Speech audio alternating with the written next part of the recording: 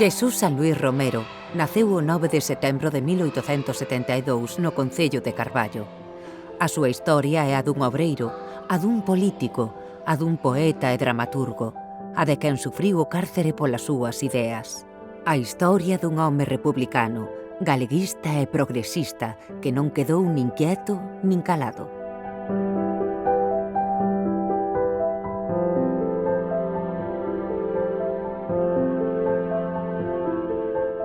A escola leva o seu nome, o de Xesús San Luís. Foi un escritor moi importante. Eu xa o coñecía, mas eu xa aprendín cousas novas sobre el. O que? Vin a súa casa.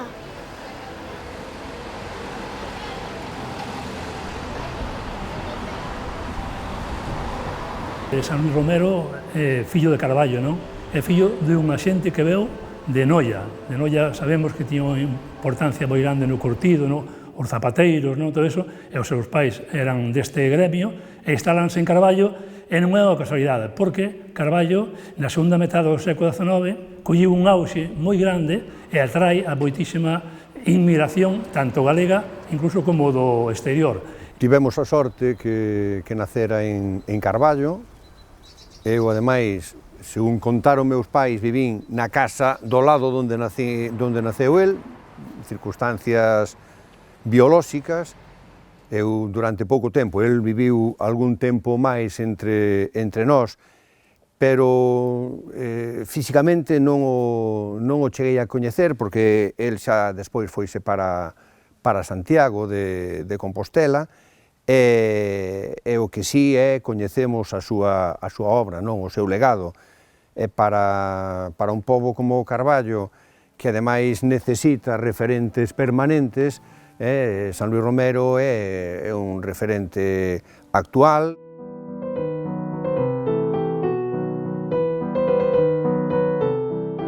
Símbolo dunha xusticia por un mártir redenta, a túa figura lenta nunha humilde relixión, a que ves como se apouca, cos empezos trafucados, por homes desafogados que non teñen corazón. A importancia de San Luís estáse empezando a descubrir agora. Eu cheguei a este colegio, había unha compañeira que era Rosa Pimentel, que co seu marido intentaron promocionar un poquinho a figura, intentando que o nominaran algunha vez como candidato ao Premio das Letras Galegas. Non se conseguiu, Rosa foise daqui, e eu quedeime un poquinho co seu testigo, dicen, pero vamos a ver, é que hai que dar a conocer a este home, porque só se aprecia aquilo que se coñece. Empecé a intentar presentalos como candidatos premios Carballes do ano, Bergantiñán do ano.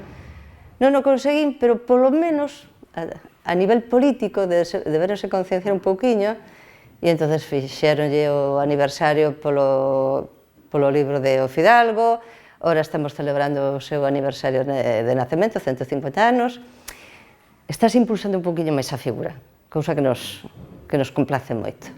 E a nivel de darlo a conocer aos nenos, pois, home, agora que estamos nunha biblioteca e que se fala moitísimo da animación á lectura, que mellor exemplo que de San Luís Romero, que non puido ir á escola hasta os 8 anos, que, sin embargo, aprendeu a ler, que iba ao Pazo de Vilar de Francos e metíase na biblioteca a ler libros que seguramente de infantiles tiñan pouco, pero que lle gustaba ler, entón, que mellor exemplo para o noso alumnado. Desde crío, na miña casa era o tío Jesús.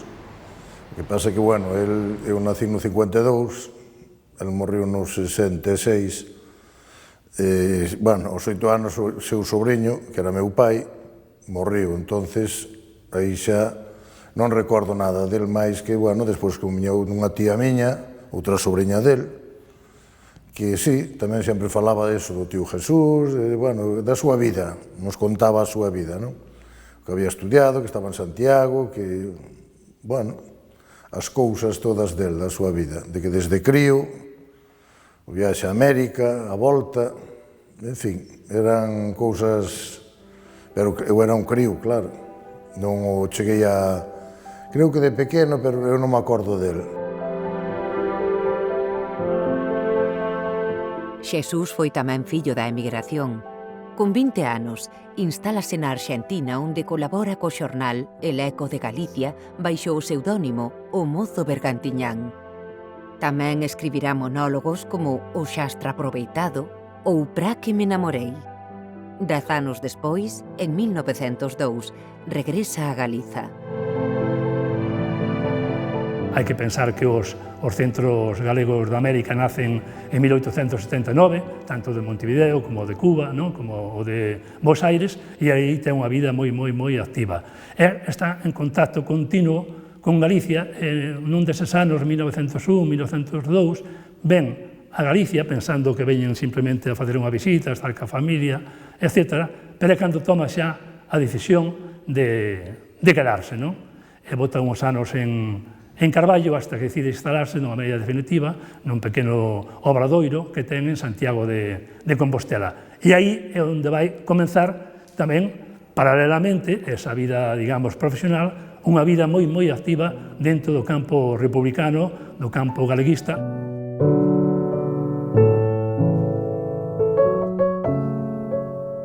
Eu non sabía que San Luís fora o Cáceres. Varios, estivo en varios. Por que? En 1918, estréase no Teatro Principal de Santiago O Fidalgo, inspirada na loita agraria contra os foros. O compromiso social non só aparece na súa obra literaria, senón tamén na súa participación política. Xesús Sanluís pasará máis dunha dúcia de anos nas prisións de Cádiz, Burgos, Toledo, Lugo, baixo a lei da represión da masonería e do comunismo. O agrarismo é o eixe vertebrador da súa obra, especialmente da súa obra máis coñecida e que foi publicada con maior éxito, porque ten outras obras inéditas. O Fidalgo é unha obra que se habería que definila e enmarcala precisamente no movemento agrarista. É unha obra, para min, de feito, de símbolos. Para min actúa moito ese personaxe símbolo. Ese lelo, ao final, non deixa de ser un símbolo do labrego. O Fidalgo non deixa de ser un símbolo do poder. Igual que, por exemplo, nunha obra de Lorca, pois Bernarda Alba non é só Bernarda Alba nai, é un dictador ao final.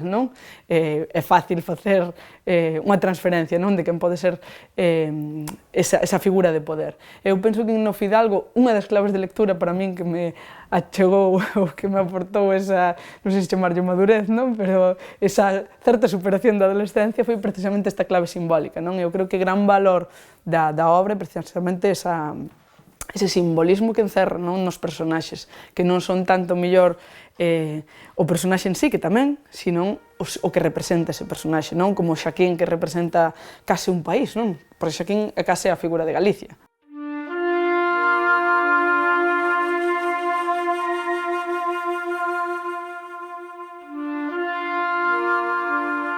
Como poderei deixar esta casa? As miñas leiras? Estas feitizadas veigas? Como os deixarei de ollar? Vivirei sin escoitar o queixume do pinal que nos fala a beira e o zoar da carballeira nas noites do vendaval. Eu vivirei sin oír do melro doce asubío, sen que me role do río melancólico ruxir.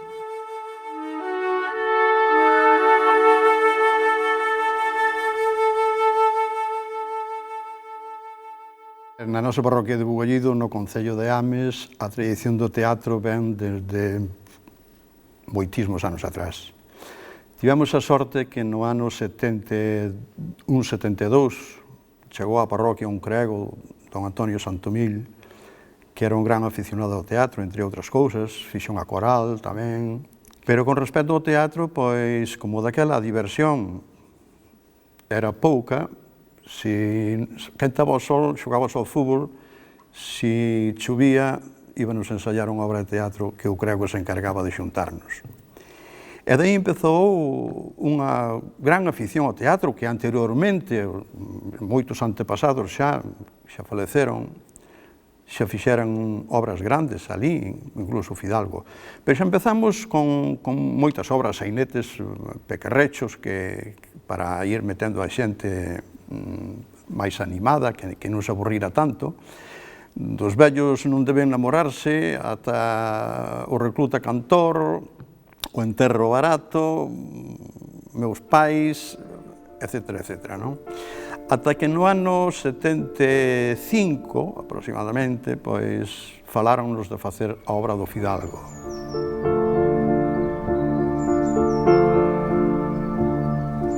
Perdoe que me estendese tanto facendo memoria das miñas virtudes. Tiña que ser para deixar constancia da verdade dos feitos que fixaron e ao deambular da miña vida. De feitos, como estes son inherentes ao ser humano, xa comprendo que non podo estar exento deles.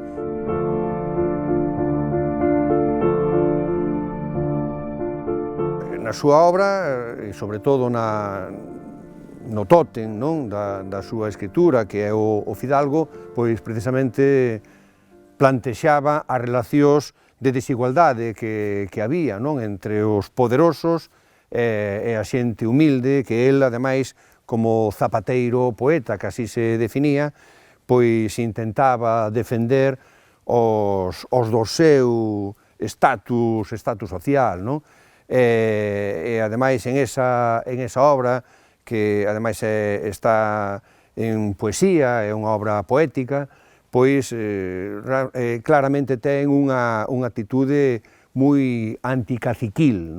Lembro como anécdota nunha representación das primeiras, pois debeu ser a segunda ou a terceira, no Concello de Carballo, fomos alá, e había unha escena que moi longa, que era Xaquín e Pascuala, que se desenvolvía no escenario desde unha punta a outra prácticamente. Entón, daquela que non estaba tan levada, tan rematada como podía estar agora, poñemos un apuntador en unha esquina e outro na outra.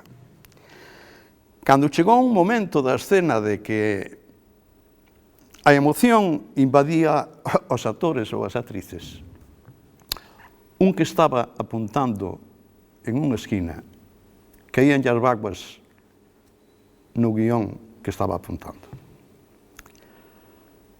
Isto que quere decir? Calquera é fácil de interpretalo. O Fidalgo emociona. O Fidalgo é algo moi persoal para os que emociono-me agora mesmo. É algo moi especial para os que representan esta obra. Entón, eu penso que iso é un grandísimo mérito de San Luís, esa preocupación constante que el ten por instruirse e ese lamento que el ten por non ter estudado e ese valor que el fai tamén da cultura, da cultura propia e ao mesmo tempo de conectar co povo, de como esta visión nada elitista, todo o contrario. De feito, tamén o protagonista, tamén Lelo, é un trasunto del nese sentido, del e do seu irmán, porque nalgúnha ocasión, repetidas ocasións, se le expresa o pai fala co Fidalgo, Xaquín fala co Fidalgo nunha ocasión, isto pasa porque aprendeu a ler, agora aprendeu a ler e miren que anda metido. E, paradóxicamente, ese Xaquín, que de algún xeito é Galicia, tamén, Xaquín, ao final, acaba lle dando a razón. Ao final, quen acaba co cacique, quen acaba literalmente co cacique, é o propio povo, é Xaquín, que non liu, pero esa influencia do fillo acaba lle dando a razón, Inda que ao principio critica por ler, ao final acaba exercendo ese movimento agrarista, o que chegou en gran parte porque o seu fillo leu, se influiu das ideas do momento e se instruiu, porque non só o coñecemento está nos libros, por suposto, Ainda que ele o remarca moito e tamén o está, pero esa vontade de aprendizaxe constante e esa función didáctica, ese feito de facer unha obra sobre o agrarismo tan ben trazada, cun argumento e uns personaxes tan verosímiles, tan insertos na terra e ao mesmo tempo que pretenden dar unha ensinanza, que a función é didáctica, absolutamente ten que ver con esta vontade de chegar ao povo e de que o saber ha de ser popular, É imposible disociar a figura do autor da figura do político, activista, pensador loitador republicano, El, cando está en Santiago, está en todos os actos que hai de actividade solidaria, Solidaria en xeral e, principalmente, ca cultura galega, e obviamente ca súas clases populares, porque iso el fai moita referencia continuamente ao agrarismo, porque viviu na casa o seu irmán maior, que foi represaliado por esa defensa antiforal e anticaciquil. Hai que pensar que despois, que non vamos entrar en cuestións, digamos, estilísticas e incluso de contido da propia obra o Fidalgo, pero o seu objetivo fundamental era esa denuncia do caciquismo e desa situación en que estaban vivindo os labregos, non? É verdade que ele tiña unha concepción, por outro lado, tamén dunha religiosidade popular, non? El sempre fai referencia, por exemplo, ao cruceiro, non? O cruceiro é un personaxe máis nas obras de... E prova deso, que na primeira edición, que é do escultor máis importante que deu Galicia no século XX, que é a Sorei, é o que lle fai a portada da primeira edición, non? E a segunda fai ni máis menos que Camilo Díaz, non? O pai de Díaz Pardo, non? Que son dos personaxes católicos, non? Pero moi galeguistas, non? Aí ten a súa influencia tamén en San Luís Romero. Pero el nunca desfaleceu desa loita por unha Galicia autónoma, tanto é así que ele vai participar en todos os atos das Irmandades da Fala, vai participar en todos os atos que hai nos anos 20, incluso onde o chamaron do Seminario de Estudos Galegos, que en 1923, non? En todo tipo de actividades que lle piden. E vaise involucrar pero moi activamente no Pacto de Lestrobe, en 1930, que é o que depois vai dar lugar ao famoso Pacto de San Sebastián, cando van a defender a República. Que era unha persona moi tranquila, que era unha persona sociable, que lle gustaba sobre todo, o interés dele era pois culturizarse, non? Que era unha persona que lle gustaba moito estar na vanguardia, por así decirlo. Entonces, inda que de pequeno había ido pouco á escola, pois, sin embargo, ele estaba moi interesado en formarse, en culturizarse, digamos. Entra no Concello de Santiago xa no ano 31, co alcalde Pol aí.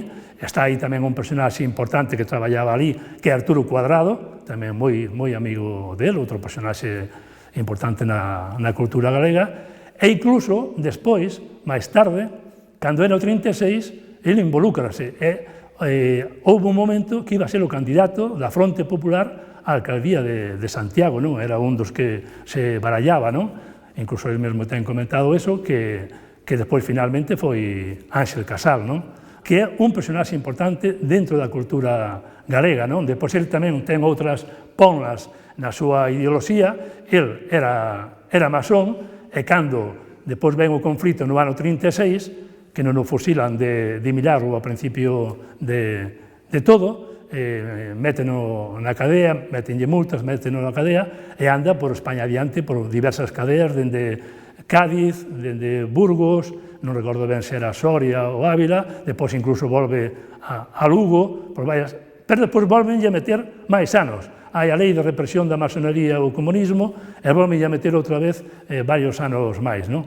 Hasta que acaba saindo do cárcere en 1944, non? Se é unha persona maior, pero a súa muller e o seu fillo tamén lle meten unha multa, e está incluso na cadea 4 ou 5 días, a muller e o fillo, non? E pagando a multa, non? Neso, ele está xa nunha situación económica mala, aparte que está, digamos, represaliado, está marcado, xa non pode facer prácticamente ningún tipo de actividade. Esa censura, eu penso que condiciona absolutamente o descoñecemento que temos sobre a súa obra, sobre todo, insisto, cando a súa obra é indisociable do seu pensamento, que adoita ser en todos os autores, pero moito máis nun autor cuxa obra para el ten unha función social clarísima, é dicir, casi esa función didáctica ilustrada da literatura está aquí presente, non? Por moi influenciada que este pola poesía decimonónica ou neses inicios do regionalismo, está claro que é unha obra agrarista e que el ten unha función didáctica, de alguna maneira, non?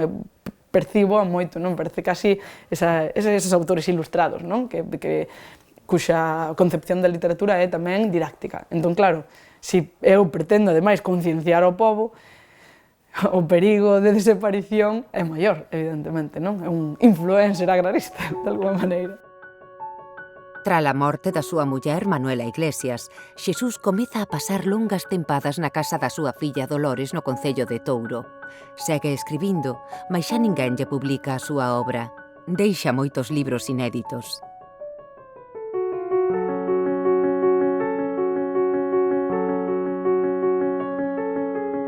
Eu Eu creo que era moi boa persoa. Ti crees que Xesús San Luís era boa persoa? Eu creo que era moi lista, que escribiu moito. Eu tamén quero escribir, como a él.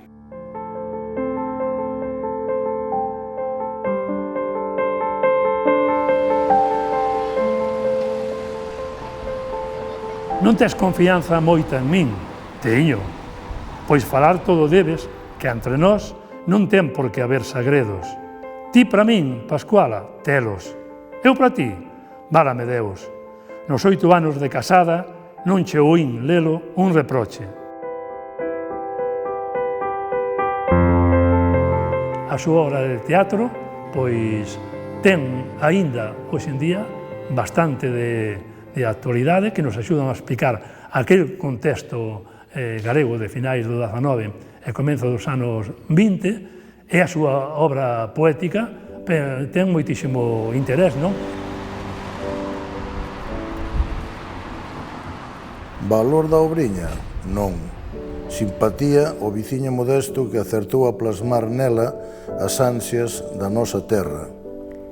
Santiago e parte da Galiza estaban intrigadas perante do barullo que traía a prensa por ver o desenlace da obra dun zapateiro.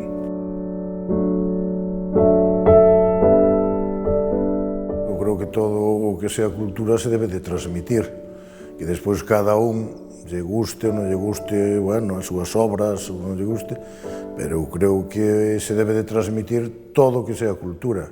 Depois cada un lle gusta, non lle gusta, o acepta, non acepta, pero a transmisión así debe de ser, non? Para min, obligatoria. San Luís é unha figura que compre ou urxe recuperar, non?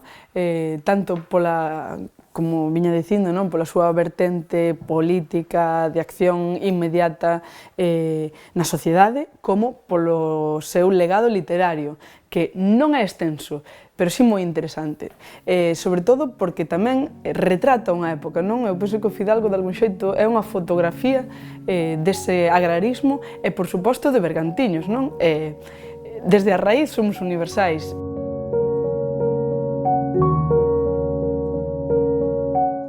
O traballo das mulleres é un traballo enfolicado. Nunca se ve aliñado. Xurcho por esta cruz.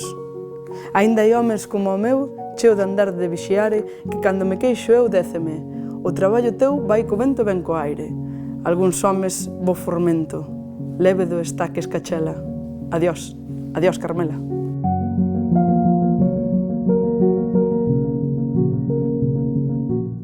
Xesús, para levar esas vivencias ao papel e escribir todo isto, hai que ser un home que sin preparación, moi preparado.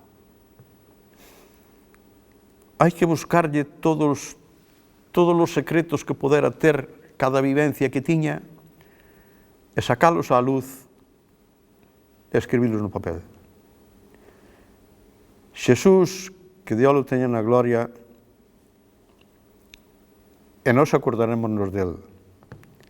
Eu, por menos, polos siglos dos siglos.